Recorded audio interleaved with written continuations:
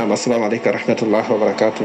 Haray ko sonnaɓe on kaddanen ɗo landal ɓe maki haray landal maɓɓe ngal ko yowiti e ɓe sonnaɓe jombaɓe yahayɓe karmo ko fiyo moodi mum hiɓi ɗum kañum tun yani hara joni par exemple si tawi woni moodi maɓɓe heeɓi jawdi naɓi hara si jun ko kamɓe tun hendoto hara moodi maɓɓe hajaka e goto hay e nenu mum ma ɗum baba mum e ko yowiti e siga ɗum ɗon haray ɗe hajaka e mum haray ɗe landi ñawore ɓen ɗon kono ñawre maɓɓe nden kal islam ɗe waɗa ɓe siga ɗum ɗon haray ko ɗum maɓɓe ko wasiyata ɗon ɓen sonnaɓe ɗon kadi nam haray ko landal maɓɓe ngal ɗon barakallahu fikum. وعليكم السلام ورحمة الله وبركاته. بسم الله الرحمن الرحيم. الحمد لله رب العالمين، والصلاة والسلام أتمان الأكملان على سيد الأنام نبينا وحبيبنا محمد صلوات الله وسلامه عليه. أما بعد أرأيهم هورتام وهورام وانترنام أن لجم كيسيه ولكم براجي يوتنغل نلال yottinana ɓen ka yo Allah hokkuɓe baraji min landaɗo yo Allah arsi kan komi jaabo tatano yaadi e sawaba innahu waliyu dhalika walqadiru alayh. Hara musidɓe tedduɓe wonɓe men sivude ka plateforme men ka question réponse ka telegram ɗo kala nokkureji ka réseau sociaux ji ka ɗeri men dina yankeji. Hara on hiwrama hiwrangol islam walla on toronama Allah jamɓe kisiye. Hare nani ɗo landal ko ɓe bandiraɓe ɗo landana kon ɗo sonnajo ko yahata kon ka karama ko fi ko wi'ete kon yo moodi makko yiɗumo. Hare ko nomi ñawore ɗum en nani no landal ngal landorano. Hare ko yo taw moodi makko ko kanko tun woni ko yiɗi, kanko tun.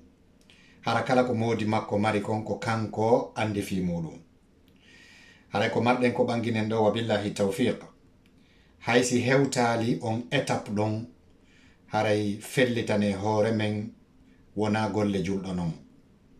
Haray jente moƴƴa jentorol lan hakkille e muñal. Hara on jentora Allah noppi ɗin tun. Haray cokkol lan tammon on seeɗa. Haray taw julɗo nelaɗo sallallahu alayhi wa sallam no maki la yu'minu ahadukum hatta yuhibba li akhihi ma yuhibbu li nafsi. Hay goto e mon gomɗinta o wona gomɗinɗo Allah tabaraka wa ta'ala e ko hani gonɗinede kon ha o yiɗana ɗimmojo makko on moƴƴere sifa nde o yiɗani nden hoore makko.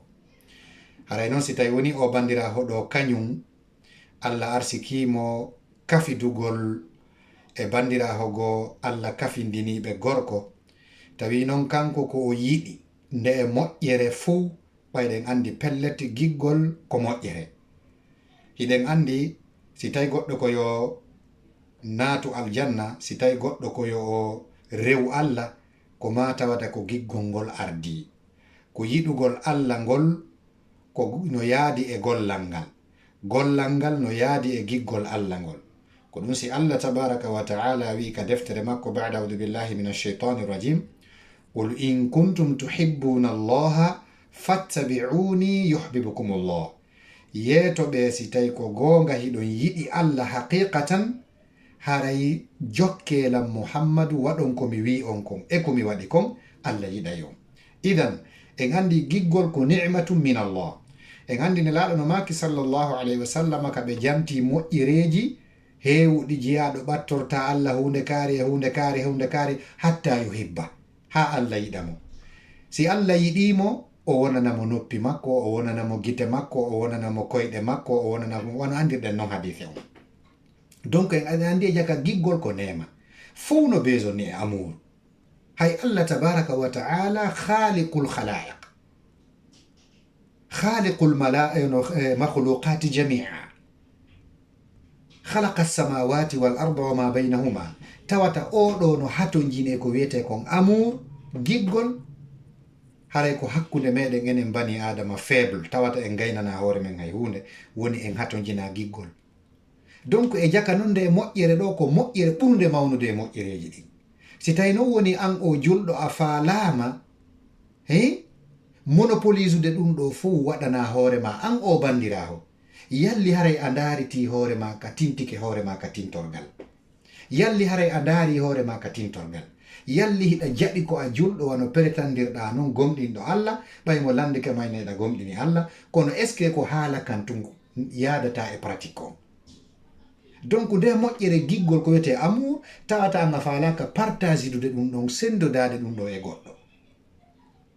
haray fama baɗuki ayatol ukhti al karima, haray ko konno imaginata hoorema, konno yiruɗa hoorema vis à vis Allah subhanahu wa ta'ala yawma al qiyama, yawma yaqumu nnasu bi rabbil alamin. konno wi'oyta Allah, konno wi'oyta o hadise nelaɗo kaɓe maki goto e mon gomɗinta Allah ha o yiɗana ɗimmo makkon ko yiɗani kon, ha o yiɗana hoore makko afan ko yiɗana ɗimmojo makkon ko yiɗani kon hoore makko. donc e andi moƴƴereji ɗin fo e jaka si tawi woni na giggol ɓuri mawde, par ce que piiji ɗin fof koye giggol fawi. ka ɓiɗɗo no hatojini e giggol nene mum e baba mum, nene e baba no hatojini giggol ɓiɗɗo mum, nene gotoɓe no hatojini goto kala e giggol, kawtal ɓe wonniɓe siɓɓe moodi e ɓeygu, ɓeygu e moodi. ka hay goto yiɗa ngaygu, hay e goto yiɗa ngaygu, foppuno yiɗi giggol. jonno nde moƴƴere ɗo anga falande tamade antum bandiraho, hay hattuɗen ɗo tun hara en addali fus an tigi sa joɗike a taway e jaka hay na a hunde hella on domen ɗon, hella on côté ɗon de ce côté haray na a fus, par ce que haray a falama monopolisude hunde nde a hana, haray a añani ɗimmojo ma on ko a hanano mo añande. ka tayib haray hina noon fi tawata an ko woni o ko antum, hay say wiɗen joni taw d'abord hara o sonnajo ko yahugol waɗa piiji fiyo modi makko yiɗumo, hara na innugol déjà ko yiɗugol mo kanko tun fi jawdi magol ɗum go, hara ko innugol tun miɗo yawde ka karamo ko o wannala lekki giggol fiyo modi an yiɗam, hara na innugol ko yo yiɗam min tun. hay ɗon ɗum ɗo foppo no harni, a plus forte raison wi'ugol wondema ko yo yiɗe kañum tun, hara si jawdino ton kañum tun serata piiji ɗin fof hara tawata gorko yiɗaymo a tel point tawata hay biro makko e ben makko hay o haccitaka fewu. ko ɗum wi'ete hiɗon andi no woodi ko wi'ete kon dopage, ko dopage amour on ni, yahugol dopa moodi mum, hara ko dopage giggol tawata o yi'ata hay e goto sina sonnajo makko. ɗum ko shay'un min al maradi, c'est la folie quoi, c'est une maladie. maladie iwruɗo e ko wiyete ko ndure e bile e ko nantatay ɗum. donc nawningol mo ɗum ɗo na giggol wiyete, par ce que ko wona waɗede kon, c'est à dire no wawa si goɗɗo dopama ma o drogama andi o waɗay piiji ɗi tawata ko inconscient e majji, tata ɗi waɗinaymo woni, na hay kanko woni ɗi wadde, na kanko woni gidude hoore makko. awa o giggol wonangol wowlede ɗo haray wona giggol en réalité, wona vrai giggol, c'est une folie, c'est une maladie. est ce que vous voyez ko ɗum waɗi nde tawno ɗeɗo golle ko wiyete kon giggol ngolɗo o manière, haray sonnajo on ɓayɓe landike en jaaboto inchallahu taw kon ɗum woni ɗeɗo golle, koni ñawore mum si watten noon o sonnajo e feere, kono mo duwa wadde fiyo modi makko yiɗumo tata e nder ko ɗaɓɓata kon giggol ngol Allah yiɗiraymo ɗon, hara dina kan kadi kondanalimo. haray musidɓe julɓe tedduɓe ko ɗum waɗi kana nabiyu sallllahu alayhi wa sallam harison ala binai l aqidati safiya fi qulubi lmuminin. ko ɗum waɗi raison pour laquelle nelaɗo hariɓe relɗuno tutugol mahugol aqida selluɗo laaɓuɗo pos e nder ɓerɗe gonɗinɓe ɓen, wa tahlisiha min athari ljahiliyati sayyi'a, e laɓɓingol seɗa sembina loota laaɓa poy siiwa sitta ha taqida on laaɓa o iwa e batteji e trasji majjiyanko bonɗi attitinoɗi ɗin. wa min dhalika binau aqidati tawakkuli ala llah, no jeeya e mum ko nelaɗo mahata kon e ko ɓe mahi kon aqida hoolorgol Allah, wa adami itiqadi anna nafa wa durra yumkinu an yatiya min gayrihi, e efasugol itta fiɓugol ka wonki mum ka ɓernde mum wonandema an o julɗo, wondema nafa e lorra no mari possibilité, no wawi heɓorde iwra e goɗɗo go'o mo hina Allah. fa kullu shay'in fil kawni min qadarillah, fa'lamu ayyatuha al ukhti al karima al fadila, fa kullu shay'in fil kawni min qadarillah, faamu an o bandiraho tedduɗo landanaɗo ngal landal yottinanaɗo ɗum e kala bandiraho marɗo o fikira ka salamu ande kala ko Allah subhanahu wa ta'ala piiji ɗin foppu ka hoore leydi ka hoore aduna ɗo ko e kodduri Allah subhanahu wa ta'ala. Idan waɗugol ɗen golle ko haramun. Andi ka kene ouais c'est pas normal, ouais c'est tout à fait normal ma chérie.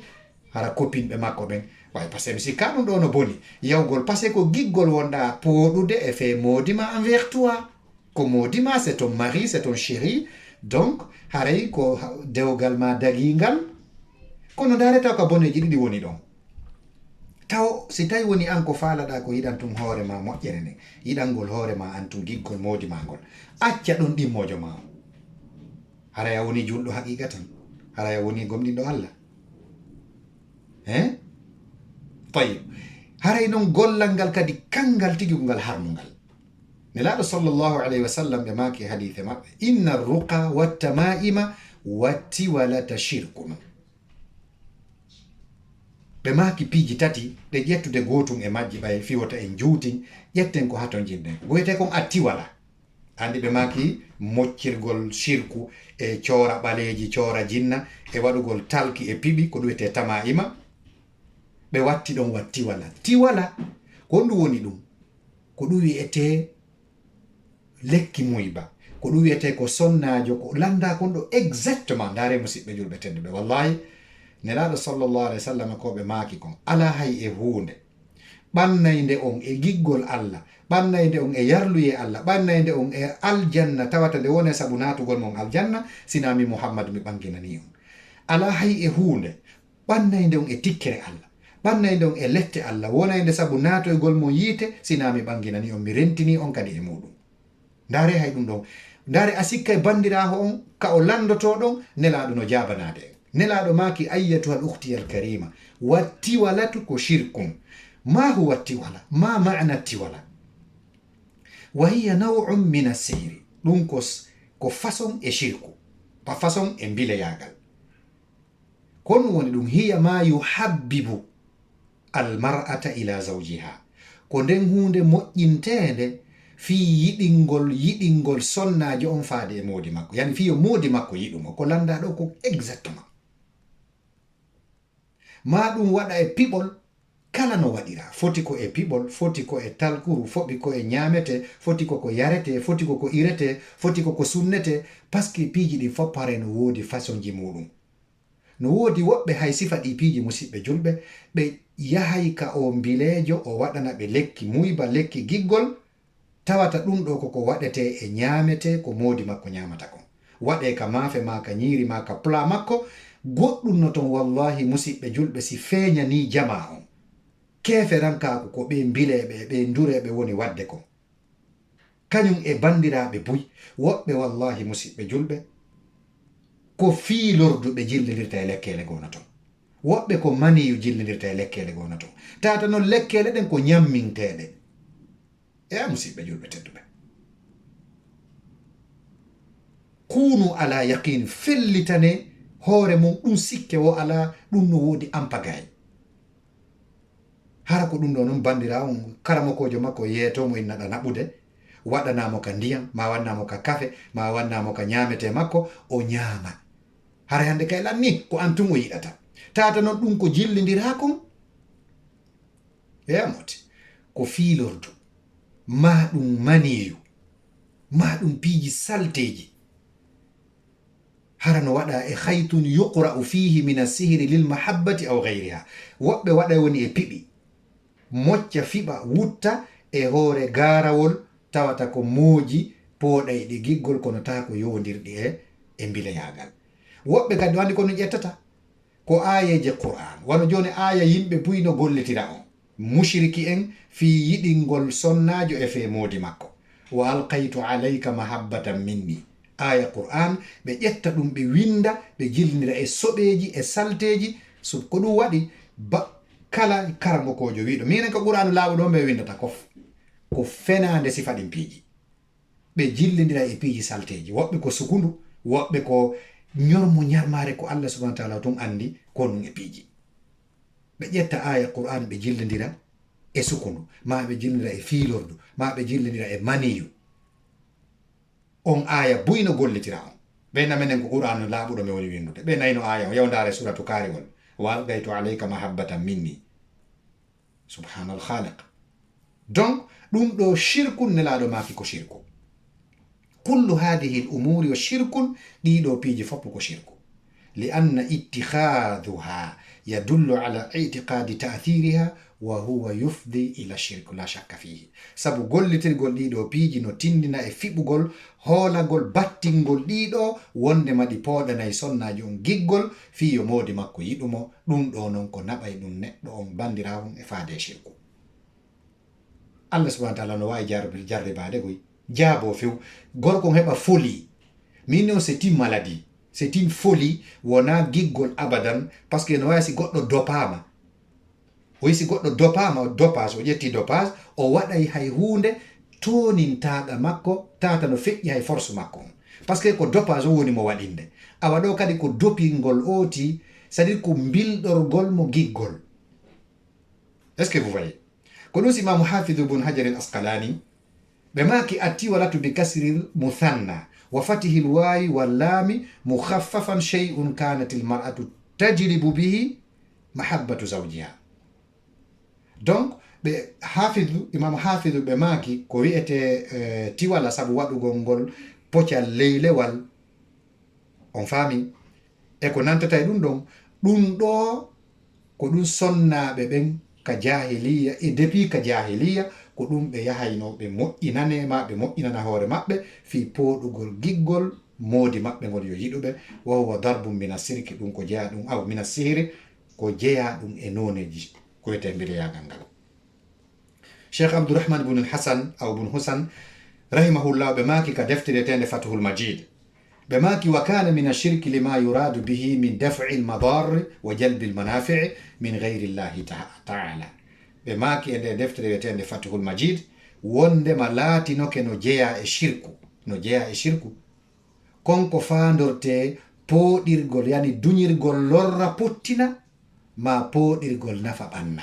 tawata na Allah ɗum ɗo ɗaɓɓira, wona Allah ɗum ɗo fandora.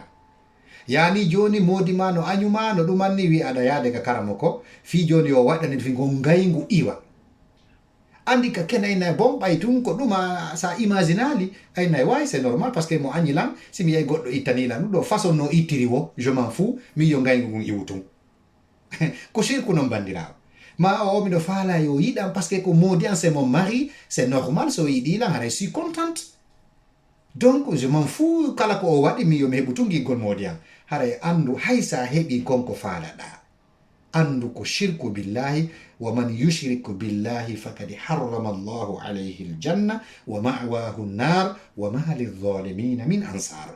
faamu an o bandirawo, kala shirkanɗo Allah haray Allah harminanimo natugol aljanna, werde makko nden ko yiite jahannama, yo Allah nande alana wal alana toño ɓen ballo ka Allah subhanahu wa ta'ala. donc haray kaɓe landiti ɗon konnu e conseil jonnetemɓe fii joni haray si tawi ɓay ɗum ɗo no harmani julɗo waɗugol ɗum ɗo ko shirku déjà bakka to ɓurɗo mawnude. joni noon konno conseil ten o bandiraho ɗo haray yo eto go on o hoolora Allah taw. la première des choses o anda kullu ma asabaha lam yakun li yukhti'aha wa kullu ma akhta'aha lam yakun li yusibaha, sabuna no rufi'atil aqlam wa jaffati suhuf. o anda kanko o bandiraho wondema kala ko heɓimo yo andu wopatanomo, kala ko wopimo yo andu hewtatanomo, sabuna karambe ɗin windino makadiru kulli shay'in ila qiyami sa'a, karambe winduɗi ɗin ɓantama ɗeri ka windaɗo yori ken e fasota ko abadan. fi kitabin la yadillu fihi rabbi wala yansa. donc haray bandiraho on konno waɗata hoolor Allah la première des choses.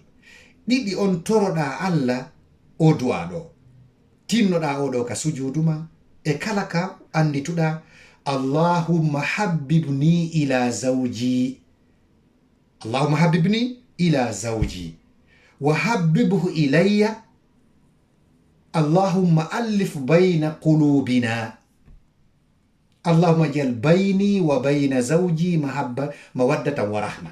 sifa ɗiɗo kongoɗi, allahumma ja'al bayni wa bayna zawji mawaddatan wa rahma. kono si mi nenni ko fiya waawu jangude mi fillito. allahumma ij'al bayni wa bayna zawji mawaddatan wa rahmatan. ko mi nenniri ko fiya waawu jangude. si tawi ko gorko kadi faala wadde o du'a ɗo o waɗay tu woni bayni wa bayna zawjati. andiɗa debbo wiya zawji an gorko wi'a zawjati. si tawi komi atti ko wolude ɗa allahumma habbibni ila zawji an sonnajo makira non. si tawi ko gorko mo inna allahumma habbibni ila zawjati allahumma allif bayna qulubina. sifa ɗum ɗo wama ila dalika e ko hina ɗum ɗo. kasu juudu sanga anditoɗa wotoroɗa allah tammun ɗum an o bandiraho hara a dankaki yaasi on. andita valeur ma on, aljanna ma on ko moodi ma, valeur ma on ko moodi ma, valeur ma on kaka dewgal ma. hara yi'a o gorko ma o huuɓa gite maɗen o hebbina gite maɗen, respectamo, teddinamo, jonnitamo teddungal makko ngol o handidingal e mum, wannamo yeru ko wawɗa heɓde feere kon, hollamo giggal, fijanamo, waɗanamo piiji ɗi o besonni ɗin. ɗuɗo fuu sa waɗi bi idnillahi jalla fi ulahu pellete a heɓa giggol makko.